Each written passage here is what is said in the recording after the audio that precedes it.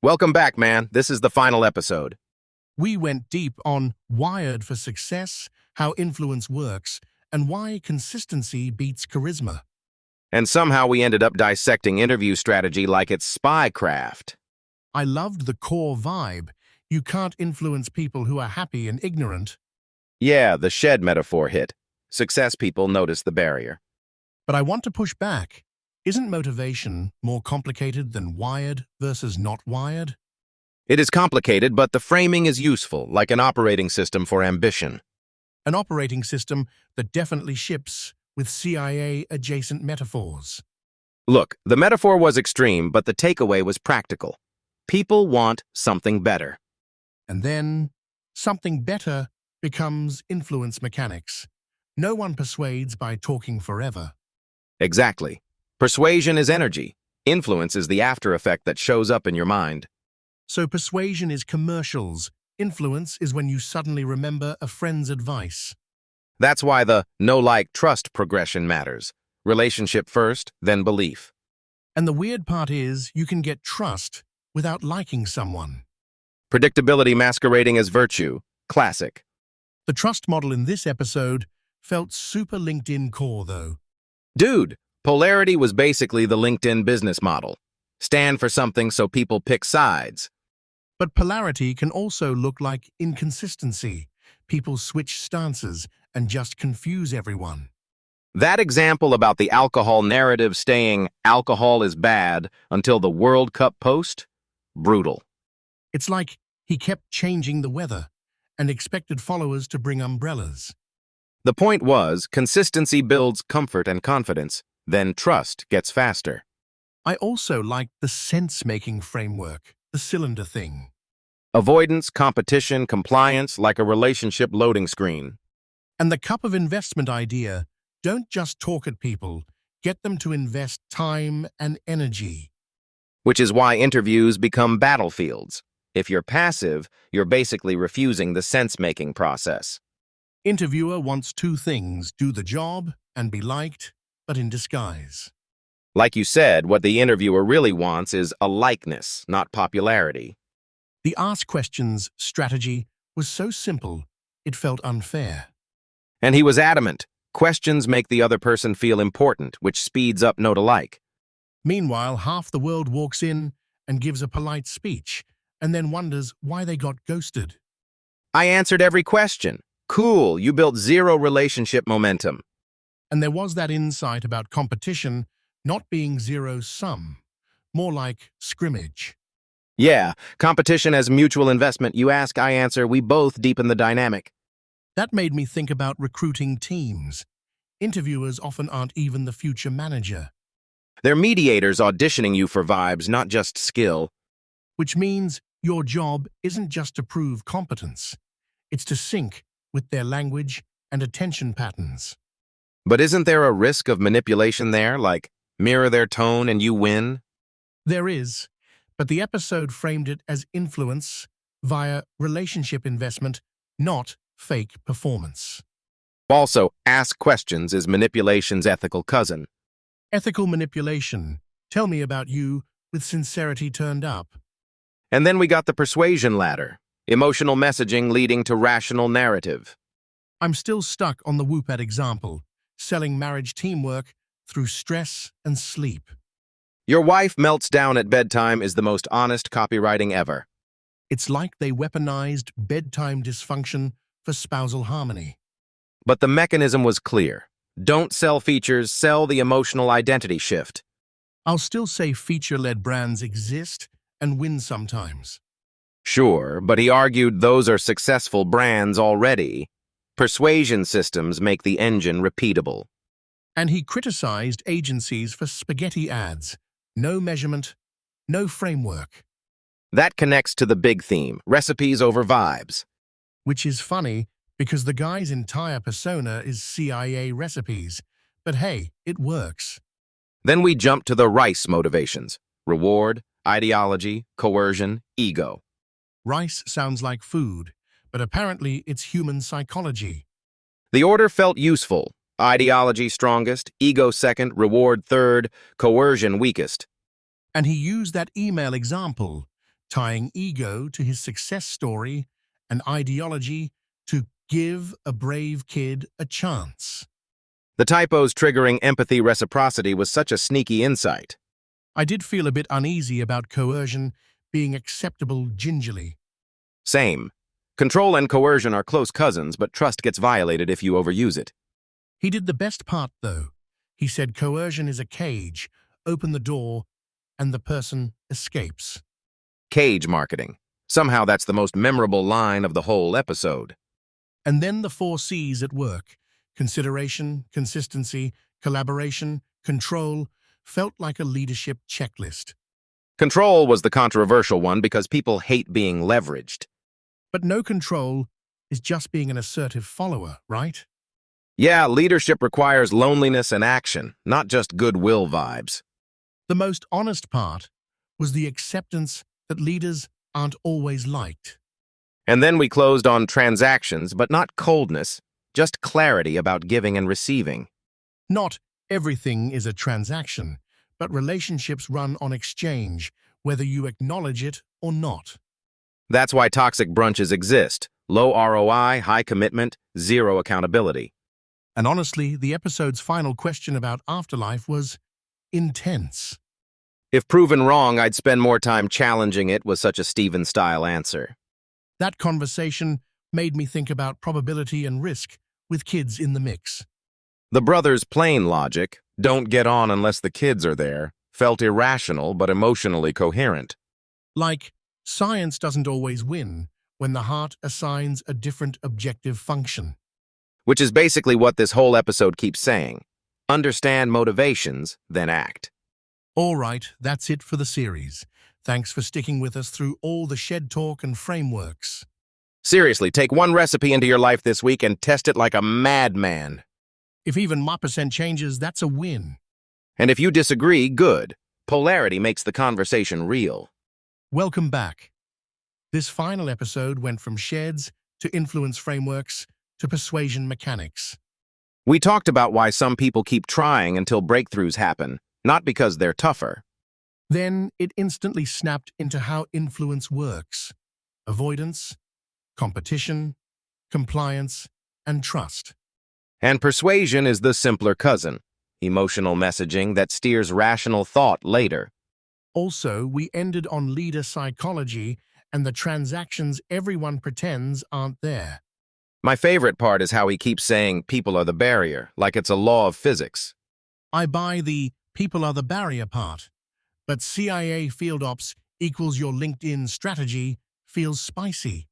Spicy, but not insane, because the mechanism is, how do you move someone from neutral to engaged? Right, and the shed metaphor is basically you can't extract secrets from someone happy and ignorant. Exactly. The shed person still believes there's nothing better, so they don't want to cross barriers. But once you get them to suspect there's more, now they're awake and frustrated. That frustration is the opening, like cognitive dissonance. They feel the gap but lack the recipe. And you could see that in the stories, like the kid who had no ambition because his mum failed publicly. That's brutal because failure becomes the identity, not the data point. The whole one more attempt vibe was the thesis. Just keep feeding the system until the breakthrough shows up. And he kept tying it back to recipes, CIA refined frameworks, apparently not shared with the public. I don't know about refined in the center of CIA, but I do love the practical structure of no-like trust. Also, that cylinder cup model was wildly theatrical, but it's memorable as hell. Avoidance, competition, compliance, agree to disagree, trust is basically social physics. And he argued competition isn't zero-sum, it's scrimmage energy, both investing in each other. Which is hilarious because most people treat competitive as hostile automatically. That's why it lands. He's reframing the inner dialogue you have with another person. Still, does competition always lead to compliance, or sometimes it just leads to animosity forever? It depends on whether the person feels invested, not attacked, and whether the dynamic stays intelligible. So the key isn't winning. It's keeping the relationship warm while you make sense of the power dynamic. Sense-making is the power dynamic consent form, basically. And then trust isn't liking, it's predictability, like, I know how you'll behave. That line explains half of my internet experience, unfortunately. Speaking of internet, the LinkedIn personal branding part, polarity, enemies, friends, was actually sensible. He basically said, if you don't polarize, nobody knows where to place their trust. But can't you polarize into the wrong audience and lose the long game? Yes, which is why consistency matters. If your alcohol stance flips weekly, your audience stops investing. That binge drink Middle East example was brutal, but it made the point instantly. And YouTube engagement as polarity feedback loop, thumbs up down, basically confirms people are choosing sides. Which sounds cynical until you realize you can't scale attention without having a stance. Or without chaos, algorithm feeds on chaos. I loved the pivot to persuasion next. Persuasion is emotional messaging. Then rational narrative forms after. Influence is passive. Something happens and you end up thinking about what I represent. So persuasion is the push, influence is the ambient gravity. That's a clean distinction. Ambient gravity, bro, please trademark that. And his Whoop example was textbook persuasion. Husband wants emotional resolution, not just biometric data. The message was, make marriage a team, not, here's heart rate variability. Features are the bait. Emotion is the hook. Then the brain builds the story to justify the choice. That translates directly to interviews too, because he said interviewers really want two things, competence and likability. But then he refined it. What interviewers actually like is sameness, a like-people chemistry. And the strongest hack was, ask more questions than they do, but not rapid-fire ego spam. That part felt like a meta lesson for life. People love feeling interesting and important. Except you can't turn it into interrogation. The line between curiosity and drilling is thin. True, the goal is to spark competition as scrimmage where both sides invest. The decorations on the wall mirroring advice was kind of creepy, but also effective if done ethically. I'm imagining a candidate doing emotional background forensics like a detective. I noticed you journal in 3 colors. We are now best friends. Anyway, we also got the RICE framework. Reward, ideology, coercion, ego for core motivations. And his claim was ideology strongest, ego second, reward third, coercion weakest. I like the model, but ranking motivations always feels context-dependent to me. True, but his emailed teardown made it practical. He pointed out how ideology shows up as who you are values. And ego showed up as, I referenced your success and prepared more than expected, plus maybe accidental reciprocity via typos. The second email leaned hard on reward, credibility via universities, teams, sponsors, and will feature you. Please donate a camera in return for being featured is basically the cleanest barter story ever told. And coercion. He said use it gingerly because it breaks trust, like opening a cage once. That trust debt idea matters. Coercion works once, but then you lose the leverage you built through goodwill. Then the workplace influence tools. The 4 C's: consideration, consistency, collaboration, control. Control was the part people avoid, but he argued leaders must exercise it or they're just peers. An army of none quote is going in my mental quotes folder. And the leadership section then connects to the loneliness truth, respect and trust, not universal likability. Plus the transactional relationship conversation. He stressed that transactions can be loving and still measurable. All relationships are transactional is such a polar statement, but the point is, be honest about cost and return. Because otherwise you get stuck in money pit dynamics, brunching your way into wasting your life. That's why the Shed Escape Hope is important. Give people a framework, not just motivation speeches. So if someone listens and wants one action item, it's test a single recipe and measure the delta. Even 1% better behavior or outcomes counts. That's how you know it's not placebo. And if you disagree, good. That's polarity again, and the conversation gets real. All right, that's the end of the series. Thanks for hanging in with us through every shed metaphor. Seriously, go pick one recipe, run it, and see what your life looks like on the other side. If you're still stuck, start by influencing your own process. Avoidance hates momentum. See you in the next one. Same two brains, hopefully more wins, fewer sheds. Welcome back. This final episode went deep on shed escape. We connected grief, success psychology, and a CIA-style know-to-trust influence ladder. The vibe was people aren't controlled when they're satisfied in the shed. And the moment you're curious about something better, you stop being easy to manipulate. That's what got me.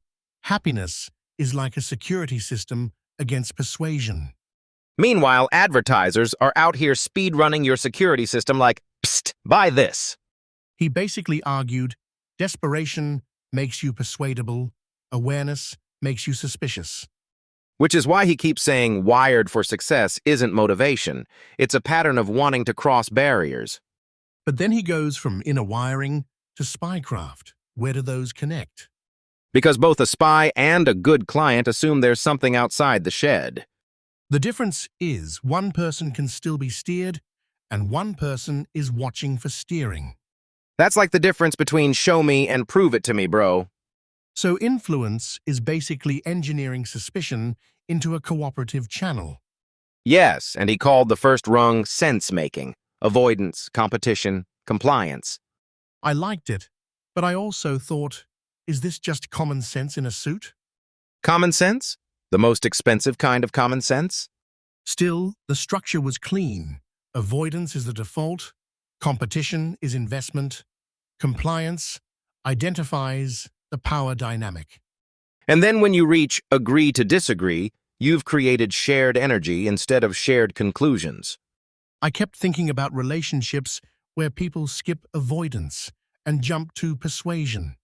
Yeah, like when someone tries to sell you right away. No sense made, no compliance, instant rejection.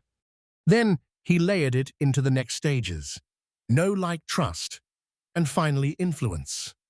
No on social media is basically just rage, but he's calling it a necessary gate. His trust definition was the wild part. Trust equals predictable outcomes, not I like you. That hits hard. Like you can trust someone you dislike to do one specific thing consistently. That maps to workplace politics too. People trust the process, not the personality. And then we got the power of polarity idea. To create draw, you have to stand for something. I don't love polarity as a religion, though. Sometimes it's just chaos farming. True, but he was saying polarity isn't be loud. It's be consistent about what you stand for. That part made me think about inconsistent personal brands. Like, takes that swap depending on the mood. If your stance can't survive daylight, it can't earn trust. And the LinkedIn example was savage. Alcohol is bad. Until the World Cup moment where it's allowed to binge. Nothing screams credibility like ideological whiplash.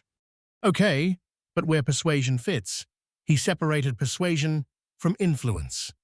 Persuasion is active messaging, emotional trigger, then rational narrative supporting the emotion. Influence is passive. You say something, and it gets lodged in people's minds until it shapes their decisions quietly. So persuasion is fireworks. Influence is slow cooking that emotionally biases the palate.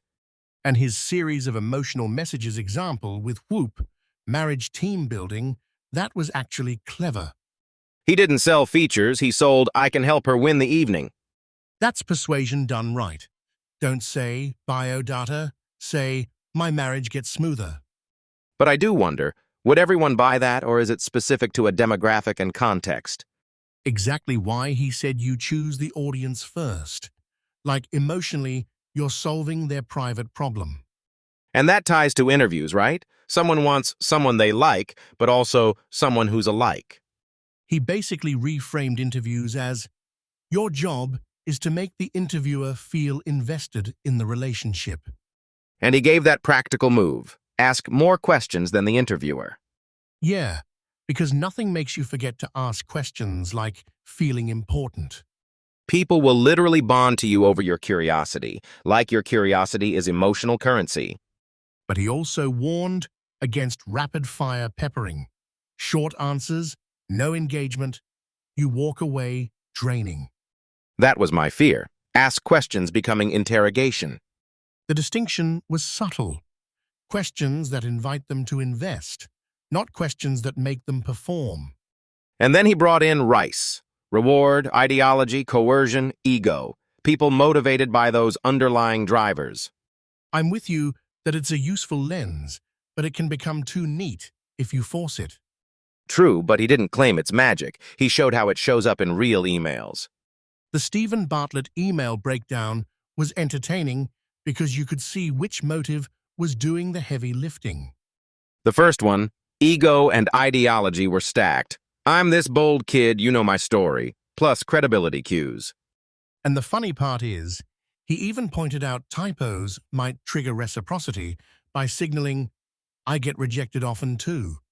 The I also struggle signal turns out imperfect text can be a persuasion tool. The second email leaned reward hard, with universities and mentors and ideology around competing with big brands. And there was a subtle jab. Mention other offers is not coercion, but it can be used carefully. Coercion is basically shame in a cage. If you open the cage, the leverage disappears forever. So if you want long-term influence, don't do cage persuasion, do social capital. Which leads to the 4 C's: consideration, consistency, collaboration, control. Control was the one everyone forgets. You didn't lead unless you actually asked. That can sound aggressive, though, like execute your ask becomes pressure. He framed it as spending the social capital you already built. So the ask is a logical next step. Not I demand, more like I've earned the right to request. And that loops back to leadership being lonely. Respected and trusted, rarely liked because you exercise control. I hated that, but I also recognized it in how people actually follow decisions. Then we got the transactions conversation. Relationships as exchanges, but not cold-hearted. I liked the nuance.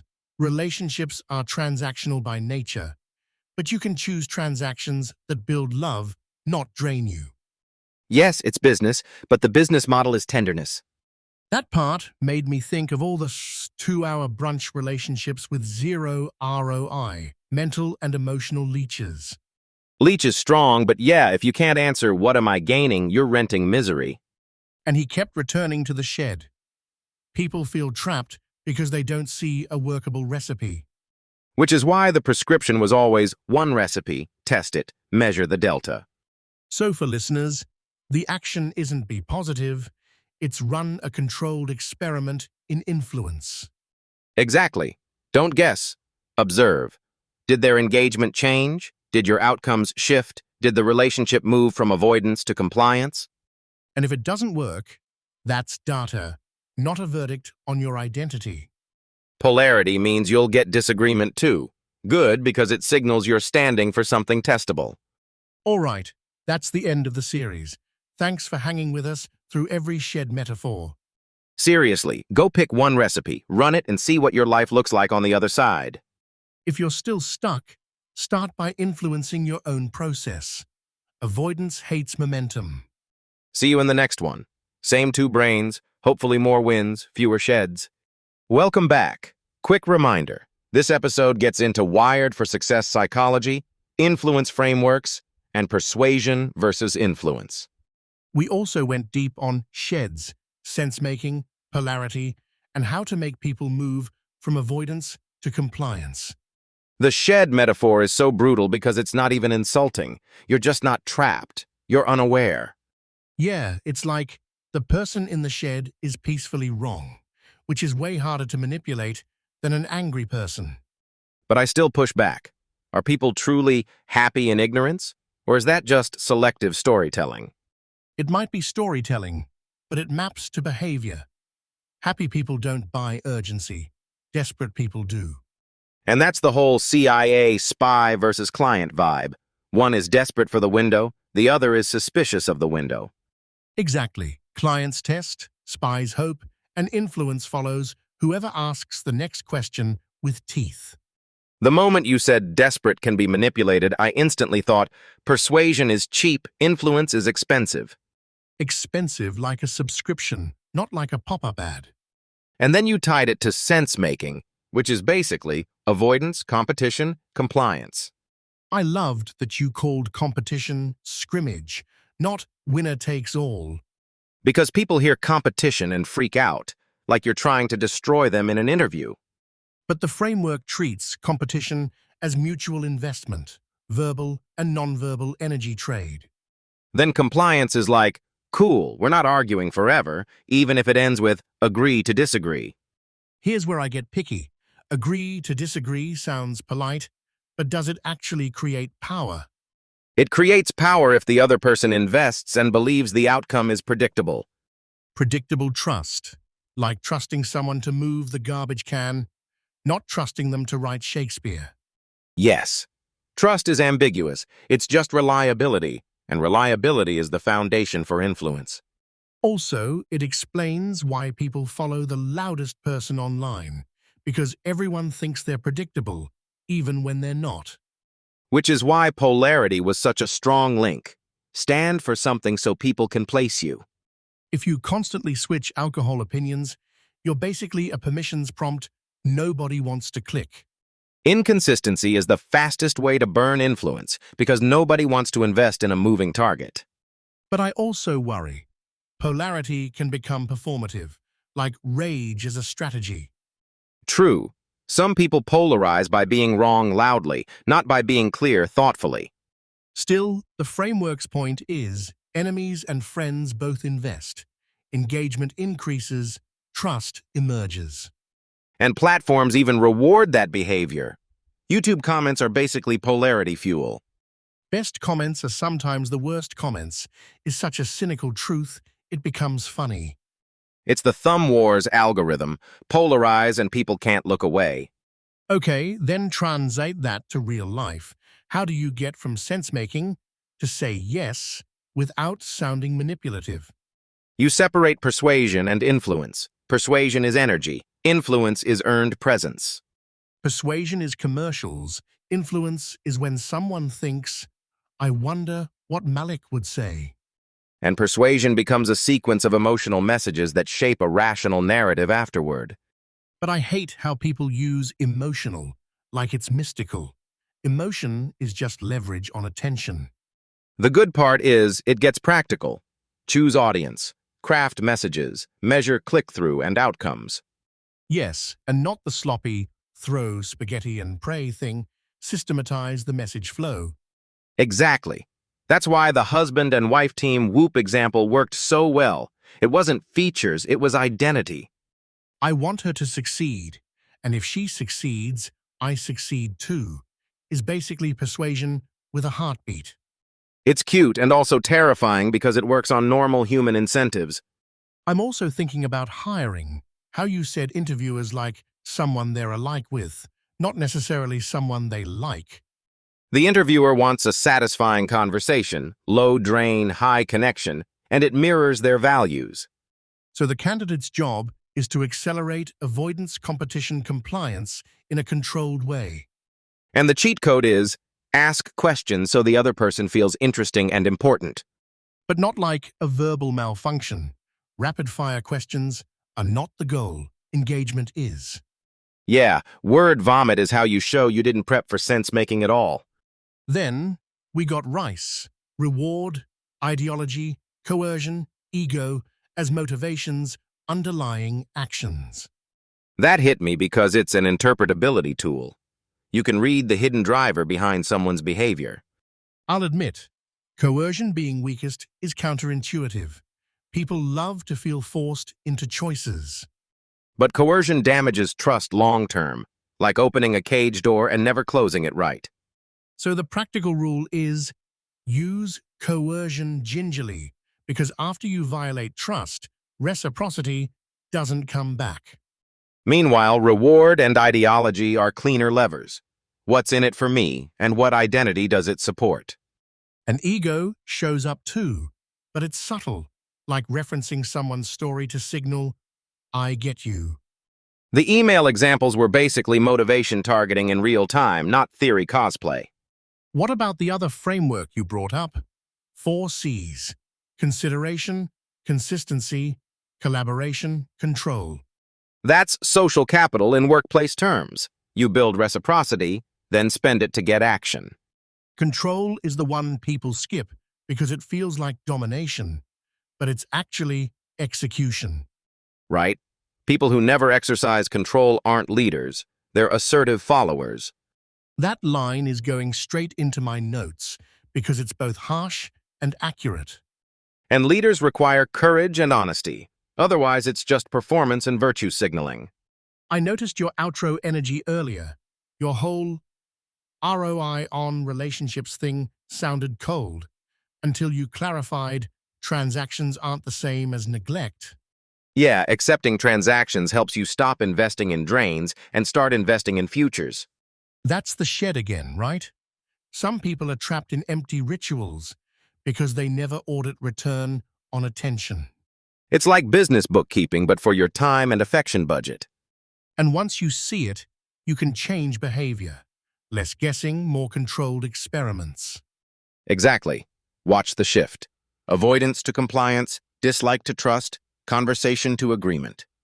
And remember, polarize with clarity, persuade with emotion, influence by presence. All right, that wraps it. Thanks for sticking through the shed metaphors, the frameworks, and the say yes psychology. If you want one move, pick one recipe, run it for 2 weeks, and measure what changes. Welcome back. This final one ties sheds, influence, and say yes psychology together. We dug into how people move from avoidance to trust, and why consistency plus control changes outcomes. Okay, the shed metaphor is brutal, but it's also kind of comforting, right? Comforting? It's like being told your brain has an escape room, and you never found the door. No, I mean it's comforting because it implies an exit exists. Exactly, because if someone's wired for success, they can't stay satisfied forever. But I push back slightly. Wired for success sounds like destiny. Destiny with training wheels. There are still recipes, frameworks, and practice. The big move was that influence isn't persuasion. You don't force it, you build conditions. And the conditions are basically make sense, then compete, then get compliance. That avoidance, competition, compliance cylinder, it felt weirdly accurate instantly. Cylinder is doing a lot of work there. But yeah, humans hate waste of energy. Like even arguing is energy investment. So it counts as relationship progress. Right. If you stop investing, you can't get compliance. And without compliance, you can't move to know-like trust. I just worry people hear this and start treating every interaction like a game. That's the dark side of any framework. Becomes manipulation cosplay. Hi, I'm Malik. Nice to meet you. I'm here to fill your avoidance cylinder. Bro, stop. But honestly, there's a difference between exploiting and constructing safety. Constructing safety by making them feel seen first, right? Like the sense-making step. Exactly. Consideration is the first layer in workplace influence too. Perspective, not ego bashing. The 4 C's, consideration, consistency, collaboration, control, are basically be human, then execute. And control is the part people hate because it feels like leverage or pressure. Yeah, control is the word that triggers everyone's inner therapist. Meanwhile, the other option is being an assertive follower forever. Wait, say that again. Assertive follower? I like that phrase. It's the person who's helpful, consistent, collaborative, but never pulls the trigger. So, say yes is literally, you build social capital, then you spend it with a request. Yes, social capital is like a savings account of reciprocity and leverage. But how do you know you're not just buying people? Like, do you feel the boundary? The boundary is honesty and consistency. If you're pretending, people sense it fast. People can smell benefits first energy like sharks smell blood. Which is why persuasion starts with emotion, but influence starts with presence and predictability. The know-like-trust pipeline was the cleanest part for me, especially in interviewing. Ah, yes. The moment you said interviewers want someone they like, and then realized they want someone they're alike with. That ask more questions than the interviewer line is so counterintuitive it feels illegal. It's not illegal. It's just not how most people panic sweat through interviews. But why does it work? Just confidence? Or does it trigger sense-making faster? It triggers all of it. Avoidance drops when they feel you're engaged. Competition rises when you invest with questions. So basically, interview questions are love letters with structure. Sure, love letters with probing and mirroring. Same thing, different font. Mirroring still feels borderline to me, when does it become creepy? If you mirror to manipulate feelings, creepy. If you mirror to understand, respectful. Understanding is the ethical word, yeah. Otherwise, it's just coercion with a smile. Speaking of coercion, the Rice framework part, reward, ideology, coercion, ego was wild. Because it explains why some emails land and others flop instantly. Reward/ideology get traction without violating trust, while coercion is a cage you can only open once. Once you open the cage, the hamster learns parkour and leaves. Exactly. Coercion is powerful but expensive in trust terms. The examples were perfect. His first email to the investor leaned ego and ideology, accidentally triggering reciprocity through typos. The typos saved him, which is the most brutal work ethic lesson ever. And the second email leaned reward hard. Universities, teams, credibility, then the request for cameras. Reward makes it feel like helping someone is the natural next step, not a favor request. But ideology being strongest, does that mean people just want stories that let them be the good one? Kinda. Ideology is who doesn't want to help the brave kid? Like the moral narrative is doing half the selling. And you can't fabricate ideology easily. People detect fake conviction immediately. That also ties into polarity. Stand for something so people can place you on the map. The LinkedIn rant made sense. Inconsistent messaging kills influence because people won't invest in an unstable target. Like alcohol is bad until it's convenient for the World Cup, then suddenly it's policy theater. Exactly. People can forgive a wrong opinion, but they hate not knowing where you stand. Influence needs predictability. That's the whole trust is ambiguous point. Trust isn't I like you, it's your outcomes are legible. And legibility comes from consistency, same values, same behavior under pressure. So if someone wants to say yes, it's not persuasion tricks. It's building a system that reduces uncertainty for them. Yep, and then spending that social capital with a clear request at the end of the process. That's why the only features brands fail, because they skip emotional entry, skip the rational landing. They throw spaghetti. The system is emotional messages that create a rational narrative the customer adopts. Like the Whoop example, marriage team language, bedtime stress, husband emotions. You don't sell a tracker, you sell, I will understand your day plus teamwork. And then the high probability action is the trial. Measure it with clicks, opens, view time, then iterate. Exactly. Influence becomes controlled experiments, not vibes. Honestly, the best part is the humility. You can change behavior once you see the pipeline. That's the antidote to the shed. Replace guessing with recipes and feedback loops. All right, final recap. Get people past avoidance, earn compliance, polarize with clarity, and then ask. One more move. Pick one recipe, run it for 2 weeks, measure what changes, and keep iterating. That's it for the series. Thanks for hanging with the shed metaphors and the psychology of yes.